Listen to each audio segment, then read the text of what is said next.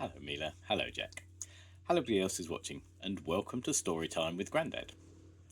Today's book is from the Garden Gang, and it is Avril Apricot. Avril Apricot had an awful problem.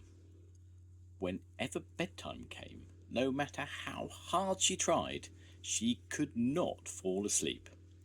Poor Avril would toss and turn and sigh, but whatever she did only seemed to make her less and less sleepy.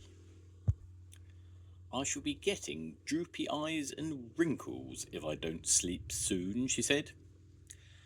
Betty Beetroot was the first to notice how tired Avril was looking. "Are you ill?" she asked. "Oh no," said Avril, trying to stifle a huge yawn. "I just can't manage to sleep at night." Betty, as you may remember, shares a house with Polly Pomegranate, and as soon as she got home, she told Polly about Avril's problem. Polly immediately said, "She will have to sleep in the daytime then. She must have sleep." But Avril had already tried unsuccessfully to sleep in the day. Mark Marrow was the next to hear of Avril's problem. "I imagine sheep jumping over a stile and count them," he said. "It always works."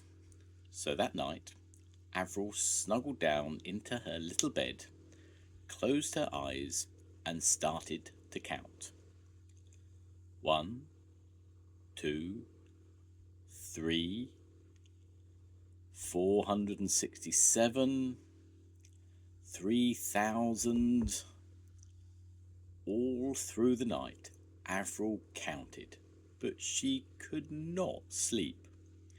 She dragged herself out of bed at 6 o'clock and made herself a nice cup of hot tea. When Mark Marrow met Avril later that day, he knew by her tired face that his idea hadn't worked. Mark worried about poor Avril and told some of his friends about her. They told their friends, and before long, all the Garden Gang knew about Avril's problem. They hurried to see her with remedies and ideas on how she might get to sleep, but nothing seemed to work. Lucy Leake suggested that she did a pile of washing before going to bed. Mrs. Blackberry thought that baking buns was good for making you sleep. Bertie Brussels Sprout said she ought to jog around the garden. Roger Radish shyly suggested swimming might help her. Her mind was in a whirl with all the advice. She began to lose interest in everything because she was too tired to think properly. Her home began to look neglected, and so did she. Sometimes she didn't even bother to wash, and she hardly ever went to the Garden Gang meetings. Everyone felt sorry for her. One evening, at their weekly meetings, the Garden Gang decided to hold an orchestral concert on the big lawn behind the lily pond. "The weather's warm," they said, "and tomorrow afternoon would be a good time to hold it." The members of the Grace Grape Orchestra were delighted to be able to perform again.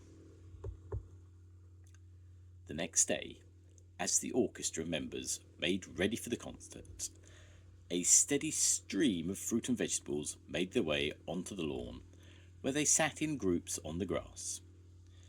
Penelope Strawberry made sure that Avril Apricot was there. "The fresh air will do you good," she said. Bees droned in and out of the flowers, soft breezes blew, sweet music filled the air, and guess what happened? Yes, Avril fell fast asleep The garden gang were so delighted that as soon as the concert ended, they carried her home. Everything will be fine now, they said, as they tucked Avril gently into her little bed. The end. Goodbye, Mila. Goodbye, Jack. I'll see you soon. Goodbye, everybody. Bye.